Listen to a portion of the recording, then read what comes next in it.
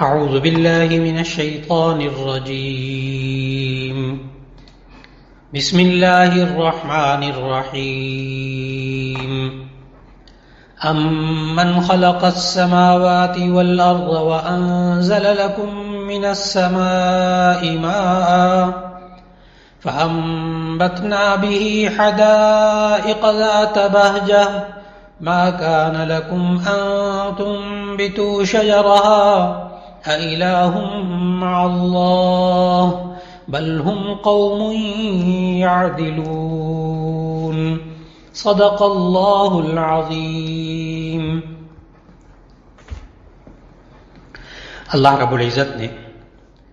خلاصہ قرآن حکیم کے مضامین کے سلسلے میں آج 20ویں پارے کے آغاز کی توفیق عطا فرمائی. 19ویں پارے کے اندر سورہ نمل جاری تھی اور اس کا باقی حصہ اب 20ویں پارے میں آ رہا ہے. 20ویں پارے کی ابتدا میں اللہ تعالیٰ نے اپنی قدرت اور وحدانیت کے بارے میں 5 دلائل ذکر کیے اور ان 5 میں اللہ تعالیٰ نے استفہامیہ انداز اختیار فرمایا اور لوگوں سے ایک سوال کیا اور اس سوال کے اندر ہی دلائل بھی موجود اور اللہ کی قدرت کے مظاہر بھی موجود اور انسان کو اللہ تعالیٰ نے سوچنے پر آمادہ کیا کہ انسان سوچے تو صحیح. چنانچہ پہلی دلیل اللہ تعالیٰ نے 20ویں پارے کے بالکل شروع میں آیت نمبر 60 میں دی. کیا وہ اللہ جس نے آسمانوں اور زمین کو پیدا کیا اور آسمان سے بارش برسا کر خوبصورت اور تر و تازہ باغات لہلہائے وہ بہتر ہے یا جنہیں تم بتوں کو شریک اللہ کا شریک ٹھہراتے ہو وہ بہتر ہیں؟ پھر دوسری دلیل اللہ تعالیٰ نے اپنی قدرت اور وحدانیت پر آیت نمبر 61 میں دی کہ وہ محسن حقیقی یعنی اللہ جس نے انسان کے لیے زمین کو ٹھہرنے کا ذریعہ بنایا، اس زمین کے اندر نہریں جاری کی، اس زمین کے اوپر بھاری پہاڑ رکھ دیے اور میٹھے اور کھاری پانی کو خلط ملط ہونے سے بچانے کے لیے ان میں درمیان میں رکاوٹیں دے کر انسان کو یہ میٹھے اور کھاری پانی کی سہولت دی. کیا اس محسن اور قادر اللہ کی ذات کو بتوں کی مثل ٹھہرانا کیا یہ انصاف ہے؟ پھر تیسری دلیل اللہ تعالیٰ نے قدرت اور وحدانیت کی آیت نمبر 62 میں دی اور استفہامی انداز میں پوچھا کہ انسان مجبوری کے وقت میں، مظلوم ہونے کی حالت میں، بیماری کی حالت میں اور تکلیف کے وقت کسے پکارا جاتا ہے؟ رب العالمین کو پکارا جاتا ہے یا بے جان بتوں کو پکارا جاتا ہے؟ اس میں بھی اللہ تعالیٰ نے انسان کو سوچنے پر مجبور کر دیا. اور چوتھی دلیل قدرت اور وحدانیت کی اللہ تعالیٰ نے آیت نمبر 63 میں فرمائی کہ یہ خشکی اور یہ سمندر کے اندر تاریکیوں میں راستہ کون دکھاتا ہے اور بارش برسنے سے پہلے ٹھنڈی ہوائیں کون چلاتا ہے؟ یہ سب کچھ اس اللہ کریم کے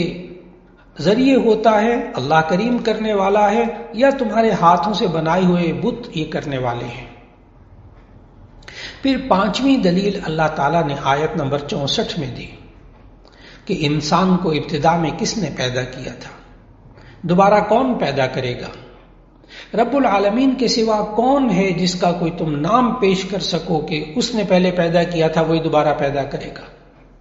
تو یہ 5 دلائل اللہ نے 20ویں پارے کے آغاز میں سوالیہ انداز میں دلائل دیے جس پر کہ اللہ تعالیٰ نے انسان کو پوری کائنات جتنی بھی ہے اور انسان کا جو ارد گرد ہے اس میں غور و فکر کا میدان اللہ تعالیٰ نے فراہم کیا ہے. اور اتنے اہم سوالات ہیں کہ انسان کبھی سوچے بیٹھ کر تو مخالف بھی یہ تسلیم کرنے پر مجبور ہو جاتا ہے کہ اللہ کے سوا کوئی بھی نہیں جو یہ سارے کام کر سکے. پھر اس کے بعد آیت نمبر 67 میں عقیدہ توحید کے بعد دوسرا بنیادی مسئلہ جو مشرکوں کو سمجھ میں نہیں آتا تھا وہ تھا کہ مرنے کے بعد دوبارہ زندہ کیسے ہوں گے. وہ یہی سوال کرتے تھے جو اللہ تعالیٰ نے آیت نمبر 67 میں نقل فرمایا کہ یہ کیسے ممکن ہے، مشرکین کہتے تھے یہ کیسے ممکن ہے کہ جب ہم اور ہمارے آبا و اجداد مٹی اور ہڈیوں کا ڈھیر ہو جائیں گے تو ہمیں دوبارہ پیدا کیا جائے گا۔ اللہ تعالیٰ نے پھر اس کے بعد سمجھایا کہ انسان زمین میں خود چل پھر کر دیکھے کہ کس طرح اللہ نے لوگوں کو موت دی اور کس طرح اللہ دوبارہ نئے سرے سے زندہ کرتا ہے۔ اگر اس کو سمجھنا ہو تو پھر اللہ تعالیٰ نے پھر پوری زندگی کے انسان کے اندر فرمایا کہ جس طرح وہ اللہ جس نے پہلے پہل تمہیں پیدا کیا وہ تمہیں دوبارہ بھی پیدا کر لے گا، اور یہ اس کے لیے بہت آسان ہے۔ پھر اللہ تعالیٰ نے زمین جو مردہ ہوتی ہے اس میں جو پودے اگتے ہیں اس کے ذریعے سمجھایا کہ جس طرح یہ مردہ زمین کے اندر یہ اللہ تعالیٰ ایک نئی زندگی پیدا کر دیتا ہے پودوں کی، تو ایسی صورت میں وہ اللہ بھی اسی طرح تمہیں مٹی میں ملا کر دوبارہ زندہ کر لے گا۔ پھر اس سورہ نمل کے آخر میں اللہ تعالیٰ نے بتایا کہ اسرافیل علیہ السلام سور پھونکیں گے تو ایسی صورت میں قیامت قائم ہوگی۔ اللہ تعالیٰ نے ہمیں قرآن مجید میں بتایا کہ 2 مرتبہ حضرت اسرافیل علیہ السلام سور پھونکیں گے۔ پہلی بار سور پھونکیں گے یوم ینفخ فی الصور فصعق من فی السماوات ومن فی الارض، کہ زمین و آسمان میں جو کچھ ہے سب کچھ تباہ ہو جائے گا اور ختم ہو جائے گا۔ پھر اس کے بعد جب دوبارہ سور پھونکیں گے تو جتنے بھی لوگ ہیں وہ قبروں سے اٹھ کر دوبارہ زندہ ہو جائیں گے، پھر حساب و کتاب اور جزا و سزا کا عمل شروع ہوگا۔ اسی کے ساتھ سورہ نمل کا اختتام ہو رہا ہے 20ویں پارے میں، اور سورۃ القصص کا آغاز ہو رہا ہے۔ سورۃ القصص یہ ترتیب توقیفی کے اعتبار سے 28ویں سورت ہے، اور یہ ترتیب نزولی کے اعتبار سے سورت نمبر 49 ہے۔ سورہ قصص یہ مکی ہے، یعنی ہجرت سے پہلے نازل ہوئی۔ اس میں کل 88 آیات ہیں اور 9 رکوع ہیں۔ اس سورت کو سورۃ القصص اس لیے کہا گیا کہ اس میں اہم ترین 3 قصوں کا ذکر کیا گیا، ایک حضرت موسیٰ علیہ السلام کا قصہ، ایک فرعون کا قصہ اور ایک قارون کا قصہ۔ ان تینوں قصوں میں اللہ تعالیٰ نے عبرت کا اور نصیحت کا سامان بہت زیادہ رکھ دیا، اور اسی لیے اس سورت کا نام سورۃ القصص رکھا گیا۔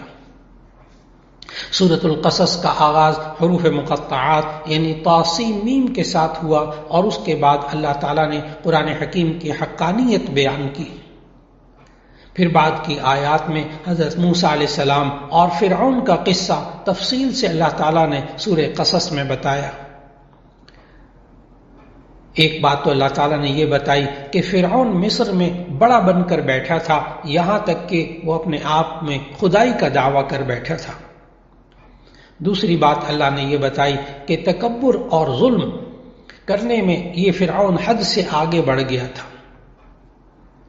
اور پھر اسی طرح اللہ تعالیٰ نے سمجھایا کہ جب انسان اتنا سرکش ہو جاتا ہے تو ایسی صورت کے اندر وہ لوگوں پر حکومت کرنے میں اور تکبر کرنے میں عجیب و غریب عمل اختیار کرتا ہے، جیسے فرعون نے کیے۔ پھر بنی اسرائیل جو مصر کی ایک اقلیت تھی وہ فرعون کے ظلم و ستم کا نشانہ بنے۔ اس کے بعد کی آیات میں اللہ تعالیٰ نے سورہ قصص میں بتایا کہ جب اللہ کسی کمزور کو طاقتور بنانا چاہتا ہے اور طاقتور کو اللہ تعالیٰ نیست و نابود کرنا چاہتا ہے تو اللہ تعالیٰ پھر کیسے حالات بنا دیتا ہے۔ اللہ تعالیٰ نے سورہ قصص میں بتایا کہ انہی حالات میں جب کہ فرعون بنی اسرائیل کے ہر بچے کو یعنی لڑکے کو قتل کرتے تھا، کیونکہ اس نے خواب دیکھا تھا، اور اس خواب کی وجہ سے اس کو تعبیر یہ بتائی گئی تھی کہ بنی اسرائیل میں سے ایک بچہ لڑکا پیدا ہوگا جو اس کی حکومت کو ختم کر دے گا۔ چنانچہ انہی حالات میں اللہ تعالیٰ نے بتایا کہ موسیٰ علیہ السلام پیدا ہوئے۔ اب موسیٰ علیہ السلام کی والدہ پریشان ہو گئی، کیونکہ وہ جانتی تھی کہ فرعون کو اگر خبر ہو گئی تو وہ لڑکے کو زندہ نہیں چھوڑے گا۔ لیکن اللہ تعالیٰ نے ان کی والدہ کی رہنمائی کی،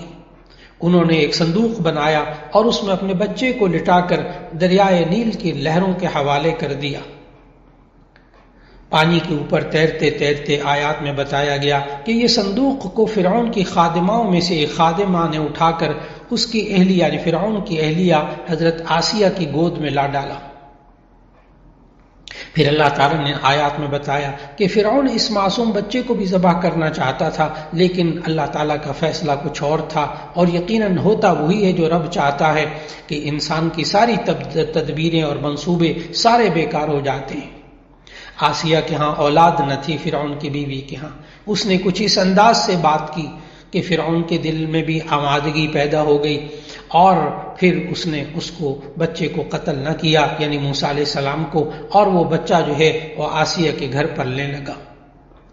دوسری صورت یہ ہوئی کہ ادھر اللہ تعالیٰ نے والدہ کا یہ حال ہو گیا کہ انہیں سکون نہیں ملتا تھا، اور پھر اس کے بعد وہ یہی سوچتی تھی کہ یہ صندوق کسی کے ہاتھ لگ گیا ہوگا، پتہ نہیں بچے کا کیا ہوگا، لیکن اللہ تعالیٰ نے پھر وعدہ پورا کیا، اور ان کے معجزہ یہ ظاہر ہوا کہ ناممکن کو ممکن اللہ تعالیٰ نے بنا دیا کہ وہ بھوکا بچہ آسیہ کے پاس تھا، اور کئی دودھ پلانے والی خواتین موجود تھیں، انائیں موجود تھیں، لیکن دودھ پلانے کی انہوں نے کوشش بھی کی، لیکن وہ بچہ کسی کا دودھ پینے پر راضی نہ ہوا۔ آخر کار حضرت مریم کی بہن جو اجنبی بن کر وہاں یہ منظر دیکھ رہی تھی، انہوں نے مشورہ دیا کہ میں ایک انتظام کرتی ہوں ایک انا کا، وہ دودھ پلائے گی تو یہ پی لے گا۔ چنانچہ موسیٰ علیہ السلام کی بہن، موسیٰ علیہ السلام کی جو والدہ تھی، ان کے پاس وہ خاتون آئی بہن، اور آ کر کہا کہ چلیں، اور وہ لے کر گئیں، یہاں تک کہ وہ موسیٰ علیہ السلام کی وہی والدہ بطور انا کے وہ آسیہ کے پاس پہنچی، فرعون کی بیوی کے پاس، اور انہیں دودھ پلانا شروع کیا۔ بچے نے دودھ پینا شروع کر دیا۔ اب آپ غور کیجئے گا کہ کس طرح فرعون نے ایسا سوچا تھا کہ بنی اسرائیل کا کوئی بچہ میں نہیں زندہ چھوڑوں گا، اور یہاں تک کہ وہ اس کو میں قتل کر دوں گا تاکہ وہ میری حکومت کو ختم نہ کرے، لیکن اللہ تعالیٰ کا یہ فیصلہ تھا کہ وہ بچہ جسے اپنے وقت کے سب سے بڑے ظالم کے لیے خطرہ بننا تھا، اس کی پرورش اسی فرعون کے گھر میں کروائی، اور اسی کی بیوی سے کروائی، اور اس کی ماں جو یعنی حضرت موسیٰ علیہ السلام کی والدہ، وہ بھی دودھ پلانے کے لیے پہنچ گئیں۔ یہ سب اللہ تعالیٰ نے حالات بنائے۔ پھر اللہ تعالیٰ نے ان سورہ قصص میں ذکر کیا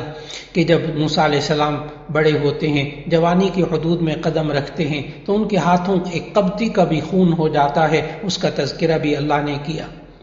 پھر اس کے بعد مصر سے مدین آتے ہیں، اور حضرت موسیٰ علیہ السلام مصر سے نکل کر جب مدین پہنچے تو یہاں بھی کوئی ٹھکانہ نہ تھا، ذریعہ معاش نہ تھی، تو دعا کے لیے اللہ تعالیٰ کے حضور ہاتھ اٹھا دیے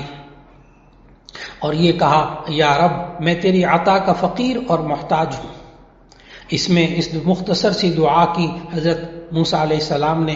کہ اگر انسان غذا کا محتاج ہو تو اسے بھوک ختم ہو جائے، اس کو غذا بھی مل جائے، سائے کا محتاج ہو تو ایسی صورت میں سایہ مل جائے، اور دو چیزیں انسان کی ضروریات ہوتی ہیں وہ سب کی سب اس کی پوری ہو جائیں، ایسی دعا مانگی۔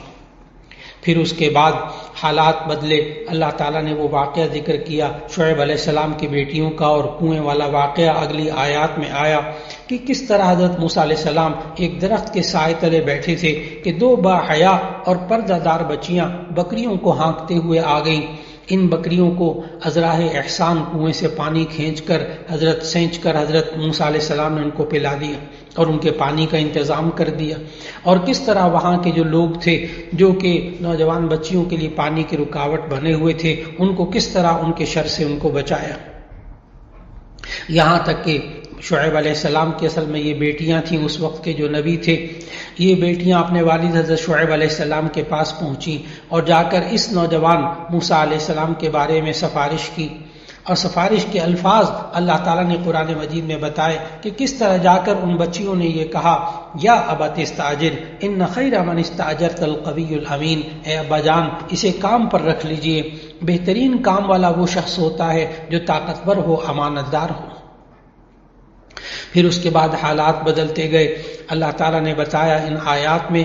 کہ شادی کے بعد پھر اہلیہ کے ساتھ مصر واپس جا رہے تھے کہ ایک جنگل کے اندر ایک آگ دیکھی، آگ لینے کے لیے آگے بڑھے تو نبوت سے نواز دیے گئے۔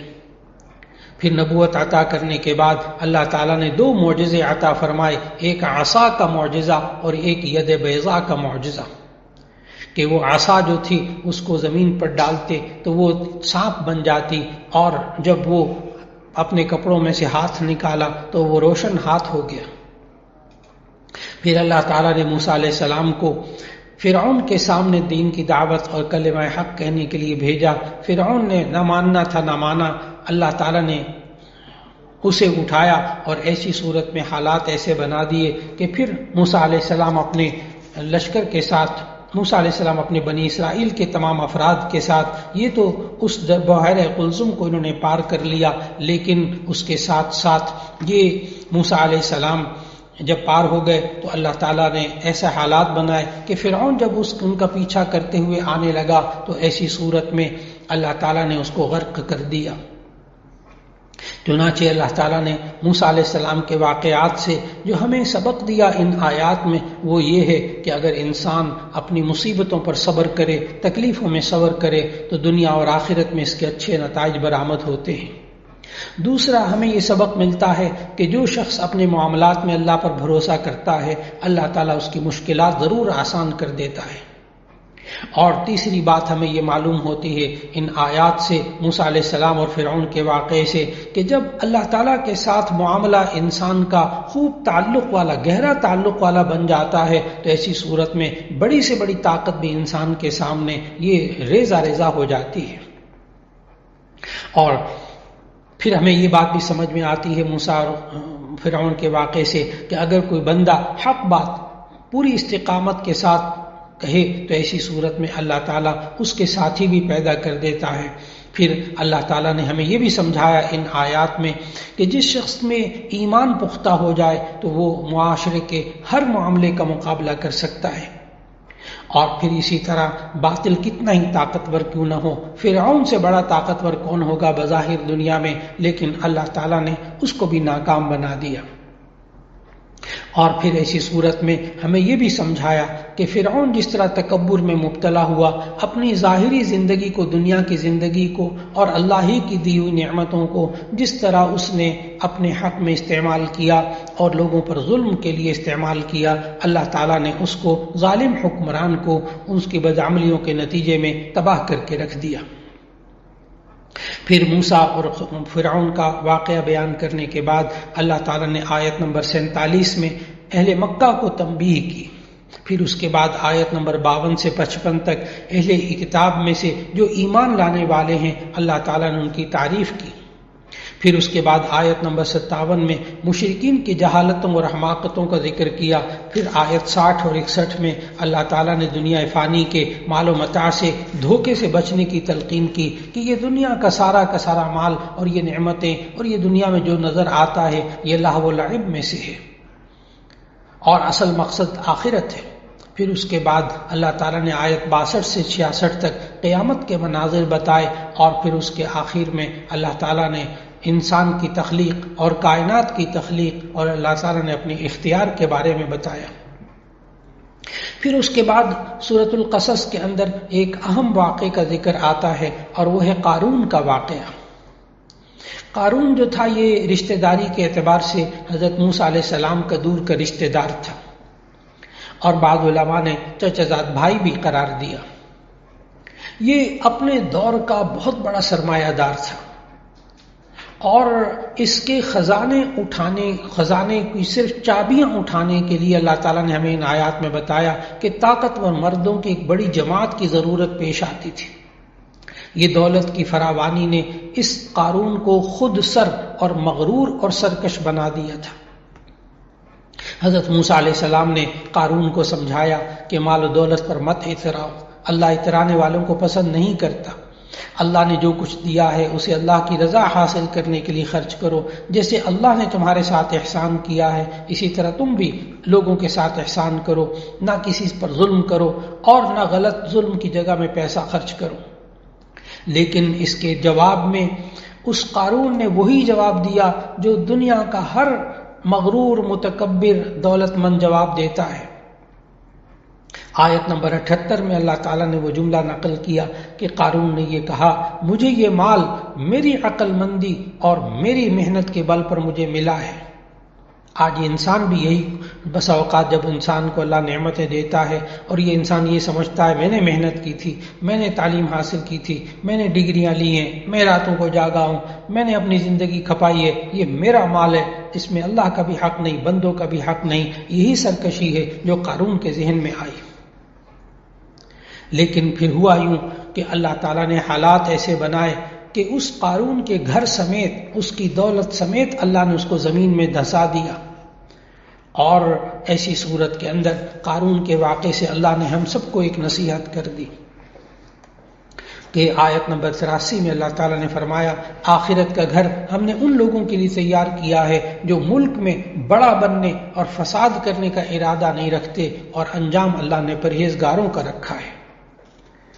اس لیے ذہن میں رکھنا چاہیے، فرعون اور قارون کے واقعات سے یہ معلوم ہوتی ہے بات کہ انسان کو اللہ تعالیٰ نے نعمتیں دی ہوں، نہ اس کو ظلم کرنا چاہیے، نہ تکبر کرنا چاہیے. اور اسی پر سورہ قصص کے تینوں قصے، فرعون کا، موسیٰ علیہ السلام کا اور قارون کا جو قصہ ہے وہ مکمل ہوا. اور اللہ تعالیٰ نے پھر آخر آیات میں سمجھایا کہ اللہ کے سوا ہر چیز فنا ہونے والی ہے، اسی لیے جو باقی رہنے والی ذات ہے وہ اللہ کی ہے. پھر 20ویں پارے میں سورہ عنکبوت کا آغاز ہو رہا ہے. سورہ عنکبوت یہ ترتیب توقیفی کے اعتبار سے 20ویں پارے میں 29ویں سورت ہے، اور سورہ عنکبوت کا نزولی نمبر 85 ہے. یہ مکی سورت ہے اور ہجرت سے پہلے نازل ہوئی. آیات اس میں کل 69 ہیں اور 7 رکوع ہیں. اس سورت کا نام سورہ عنکبوت اس لیے رکھا گیا کہ اللہ تعالیٰ نے سورہ عنکبوت کی آیت نمبر 41 میں عنکبوت یعنی مکڑی کا ذکر کیا ہے. مثل الذین اتخذوا من دونہ اولیاء کمثل العنکبوت اتخذت بیتا وان اوہن البیوت لبیت العنکبوت. اس لیے سورت کا نام عنکبوت رکھا گیا. اور اللہ رب العزت نے سورہ عنکبوت میں بتایا کہ انسان کی زندگی میں آزمائشیں آتی ہیں، آزمائشوں میں اللہ ضرور مبتلا کرتا ہے. مکی زندگی میں مسلمانوں کو طرح طرح کے مظالم اور مصائب کا سامنا کرنا پڑا، لیکن اللہ نے ان آیات میں، سورہ عنکبوت کی ان آیات میں سمجھایا کہ ایمان والوں کو آزمانا اللہ تعالیٰ کا بہت پرانا طریقہ ہے. اس سے سچے اور جھوٹے، مومن اور منافق میں امتیاز ہو جاتا ہے. جب انسان، اللہ تعالیٰ نے ان آیات میں سمجھایا کہ بعض لوگ ایسے ہوتے ہیں جو کہتے ہیں ہم اللہ پر ایمان لائے، لیکن جب انہیں اللہ کی طرف سے کوئی ایذا پہنچتی ہے تو لوگوں کی ایذا کو یوں سمجھتے ہیں جیسے اللہ کا عذاب ہے، اور اگر پروردگار کی طرف سے مدد پہنچے تو کہتے ہیں ہم تو تمہارے ساتھ ہیں، کہ اللہ نہیں جانتا جو ہم کچھ اہل عالم کے سینوں میں ہیں. پھر اس کے بعد اللہ تعالیٰ نے ہمیں سمجھایا کہ ایمان والوں میں سب سے زیادہ اور سخت آزمائشیں اللہ کے نبیوں پر آئیں. اس لیے اس سورت کے اندر، سورہ عنکبوت میں، اللہ تعالیٰ نے مختصر طور پر حضرت نوح علیہ السلام کا ذکر کیا، حضرت ابراہیم علیہ السلام کا ذکر کیا، حضرت موسیٰ اور حضرت ہارون علیہ السلام کے قصوں کو اللہ تعالیٰ نے اس سورہ عنکبوت کے اندر بیان فرمایا، تاکہ جو اہل علم ہیں، جو اہل دانش ہیں، جو سمجھدار انسان ہیں، وہ جان لیں کہ اہل ایمان پر آزمائشیں تو آتی ہیں، لیکن یہ آزمائشیں ہمیشہ کے لیے نہیں ہوتی. جو انسان ان آزمائشوں میں بھی اللہ کی طرف رجوع رکھتا ہے، اللہ تعالیٰ اسے نجات عطا فرماتا ہے اور آخر کار وہ کامیاب ہو جاتا ہے. پھر اسی طرح اللہ تعالیٰ نے بتایا ان انبیاء کا ذکر کرتے ہوئے کہ ان انبیاء نے ہمیشہ بت پرستی سے منع کیا، شرک سے منع کیا، اور اسی طرح سمجھایا کہ وہی اللہ ہے جو تمہیں پہلے پیدا کرتا ہے، وہی تمہیں دوبارہ پیدا کر لے گا اور اس کے لیے بڑا آسان ہے. اور پھر اس کے بعد اللہ تعالیٰ نے ان آیات میں سمجھایا کہ کس طرح شعیب علیہ السلام کی قوم کے لیے حالات آئے، قوم عاد اور قوم سمود کے حالات آئے، پھر قارون، فرعون اور حامان کا بھی اللہ تعالیٰ نے ان آیات میں ذکر کیا سورہ عنکبوت کے اندر. اور پھر اللہ تعالیٰ نے سمجھایا کہ تم دیکھو، زمین میں چلو اور دیکھو کہ کس طرح اللہ تعالیٰ نے ان میں سے بعض پر پتھر برسائے، بعض کو کسی چنگھاڑ نے آ کر تباہ کر دیا، اور بعض کو اللہ نے زمین میں دھسا دیا، اور بعض ایسے ہیں جن کو کہ اللہ نے غرق کر دیا. پھر اللہ تعالیٰ نے قیامت تک آنے والے انسانوں کو ایک سبق دے دیا، ہمیشہ کے لیے ایک زندگی کا اصول سمجھا دیا۔ دیکھو، ما کان اللہ لیظلمہم ولکن کانوا انفسہم یظلمون، یہ سب لوگ ایسے تھے، اللہ نے ان پر کوئی ظلم نہیں کیا، کسی کو زمین میں دھسا کر، کسی کو غرق کر کے، کسی کو چنگھاڑ کے ذریعے، کسی کو پتھروں کے بارش کے ذریعے اللہ نے مارا، تو اللہ نے ظلم نہیں کیا، ولکن کانوا انفسہم یظلمون، یہ سب لوگ خود اپنے آپ پر ظلم کرنے والے تھے۔ پھر 20ویں پارے کے آخر میں سورہ عنکبوت کے اندر اللہ تعالیٰ نے بتایا کہ دیکھو، تم یہ بتوں کو جو بت بناتے ہو اور ان کی عبادت کرتے ہو، دیکھو مثل الذین اتخذوا من دون اللہ اولیاء کمثل العنکبوت اتخذت بیتا وان اوہن البیوت لبیت العنکبوت، کہ یہ لوگ جو اللہ کے علاوہ دوسروں کو اپنا سرپرست بناتے ہیں، اللہ کے علاوہ دوسروں کے ساتھ دوسروں کو شریک ٹھہراتے ہیں، یہ لوگ جو شرک کرنے والے ہیں اور ان کے جو بت ہیں یہ تو کوئی طاقت نہیں رکھتے، یہ تو مکڑی کے جالے کی طرح ہیں۔ اور مکڑی جب جالا بناتی ہے، خود مکڑی کتنی کمزور اور اس کا جالا اس سے زیادہ کمزور، یہ تو اللہ کے ہاں اتنا بھی اہمیت نہیں رکھتے جتنا کہ ایک مکڑی کا جالا ہوتا ہے۔ پھر اللہ تعالیٰ نے ہمیں ان آیات کے آخر میں سمجھایا کہ اللہ تعالیٰ ہر چیز کو جانتا ہے، وہ بڑا زبردست حکمت والا ہے، اور اللہ تعالیٰ یہ سب مثالیں اس لیے بیان کرتا ہے تاکہ لوگ سمجھ جائیں وہی اللہ ہے جس نے کہ آسمان و زمین کو پیدا کیا، یہ انسان اسی میں غور کرتا رہے۔ تو اللہ تعالیٰ نے ایمان والوں کے لیے نشانیاں رکھی ہیں۔ اللہ رب العزت ہمیں قرآن مجید کی تلاوت کرنے کی توفیق عطا فرمائے، اس کو سمجھنے کی توفیق عطا فرمائے، اس پر عمل کرنے کی توفیق عطا فرمائے، قرآن حکیم کے ان پیغامات کو لوگوں تک پہنچانے کی توفیق عطا فرمائے۔ وآخر دعوانا